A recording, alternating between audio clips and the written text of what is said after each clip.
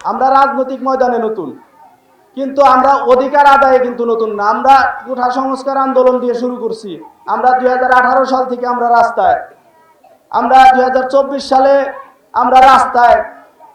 আমরা অধিকার আদায় কিভাবে করতে হয় সেটা আমরা জানি।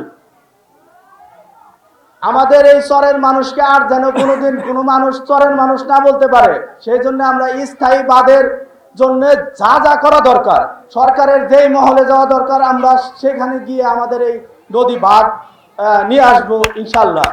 আর একটা জিনিস আমি আপনাদের বলতে চাই, আমি কিন্তু আপনাদের কাছে এর আগে বা পরে, আমি গত 1 বছর যাবৎ বিভিন্ন এলাকায় ঘুরেছি, গিয়েছি, মানুষের সাথে দেখা সাক্ষাৎ করেছি। কোনোদিন আমি নির্বাচন করব, নির্বাচনে আপনাদের কাছে আমি ভোট চাবো, এরকম কোনো কিছু আমি বলি নাই। আমি আজও বলতেছি না আপনারা আমাদের ভোট দেন, আপনারা আমাদেরকে সাপোর্ট করেন, কারণ আমরাই একমাত্র আপনাদের জন্য কথা বলি। যারাই আপনাদেরকে মিষ্টি মিষ্টি কথা বলে ভোটের সময় এসে ভোট চায়, তারা পরবর্তী 5 বছর, আপনারা তো দেখছেন পরবর্তী 5 বছরে কি হয়েছে। এমপি হয়, এমপি শেষ হয়ে যায়, আবার নির্বাচন আসে, আবার এমপি হয়, রাস্তাঘাট কিন্তু হয় না, নদী ভাঙ্গন কিন্তু ঠেকায় না। নদী ভাঙ্গন ঠেকানোর জন্য আপনাদেরকে দেখানোর জন্য কিছু বস্তা ফেলে ছবি তুলে চলে যায়। আমরা কিন্তু জুলাই পরবর্তী সময়ে আমরা কিন্তু কোনো সরকারে নাই, সরকারে না থেকে আপনাদের জন্য আমরা যেটুকু কাজ করেছি, আমি বিশ্বাস রাখি গত 2 এমপিও তা করতে পারে নাই। হয়তো আপনারা মনে করতেছেন আমরা হইতেছে ওইভাবে আমাদের অবকাঠামোগত উন্নয়ন ওইভাবে নাই, আমরা হইতেছে দেখাইতে পারি না, কিন্তু আমরা কাজ যাতে হয়, যাতে বাজেট হয়, আমরা বাজেটের জন্য সর্বোচ্চ চেষ্টা করেছি এবং সর্বশেষ আমরা সফল হয়েছি। আপনারা আমাদের প্রতি শুধুমাত্র দোয়া এবং সমর্থন দিবেন আমি বলে আমি আশা করি। 550 কোটি টাকার যে বাজেট হলো, এই প্রকল্পগুলো যে হবে, এই প্রকল্পের কাজগুলো যখন হয় তখন একটা গ্রুপ আছে, একটা দল আছে, এটা দল না, মানে ওই সিন্ডিকেট, এই সিন্ডিকেট করে তারা এই ঠিকাদারদের বিভিন্নভাবে বাধা দেওয়া না, মানে ঠিকাদারদের চাপ দিয়ে টাকা নেয়। টাকা নিলে ওই ঠিকাদাররা কাজ করতে তাদের হচ্ছে সমস্যা হয়।